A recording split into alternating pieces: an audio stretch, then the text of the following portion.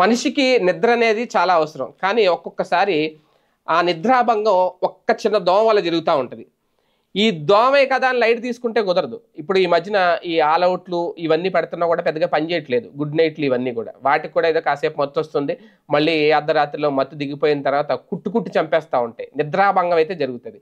ఇటువంటి దోమల్ని నివారించడానికి ఆస్ట్రేలియాలో ఒక యూనివర్సిటీ ఒక అతిపెద్ద ప్రయోగమే చేస్తుందట.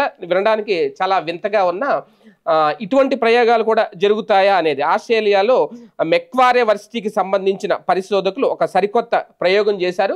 ఆ ప్రయోగంలో కూడా సక్సెస్ఫుల్ ఫలితాలు సాధించారట. ఏంటి అంటే ఇక్కడ ప్రధానంగా దోమల్ని అంతమొందించడమే కాదు, దోమల వల్ల వచ్చే ఈ డయేరియా లేదంటే మలేరియా ఇలాంటి రోగాలను కూడా పూర్తిగా శాశ్వతంగా దూరం చేయాలి అంటే ముందు ఆ డెంగీ అంటాం కదా, డెంగీ ఎక్కువ దోమ వల్లే వస్తూ ఉంటుంది. ముందు ఆ డెంగీ ఏ దోమ వల్ల వస్తుంది ఏంటి అనేది. అయితే ప్రధానంగా ఇక్కడ ఏంటి అంటే ఎక్కువ మనుషులను కుట్టేవి ఆడదోమలే అనేది గతంలోనే చాలా ఫలితాల్లో వచ్చినాయి. చాలామంది సైంటిస్టులు కూడా చెప్పారు. ఇప్పుడు ఆ ఆడదోమని చంపాలి అంటే అది మనిషి వల్ల అవ్వదు, ఒక మగదోమ వల్లే అవుతుంది. ఇప్పుడు ఆ మగదోమ ద్వారా ఆడదోమని చంపాలి అనేది ఈ సైంటిస్టులు చేసిన ఒక ప్రయోగం. అది ఎలా చేశారు అంటే ఆడదోమల్ని కట్టడి చేయాలి అంటే మగదోమల వీర్యంలో ఒక విషపూరిత ప్రోటీన్లను ఉత్పత్తి చేసే ప్రక్రియ మీద దృష్టి పెట్టారు.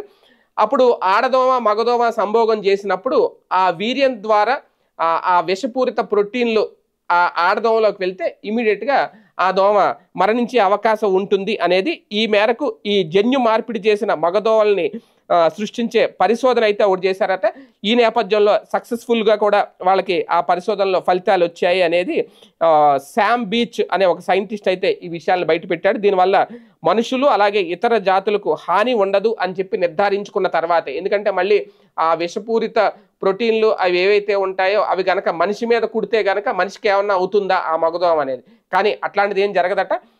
కంప్లీట్గా ఒక ఆడదోమతో మగదోమ సంభోగం జరిగినప్పుడు మాత్రమే ఆ వీర్యం ద్వారా విష ప్రోటీన్లు వెళ్ళి ఆ ఆడదోమ మృతి చెందే అవకాశం ఉంటుంది అనేది ఈ రకమైన ఇప్పుడు ఈ పరిశోధనను నేచర్ కమ్యూనికేషన్ జర్నల్ అనే పత్రిక అయితే ప్రచురించింది. దాన్ని తెలుగులో అనువాదం చేశారనమాట.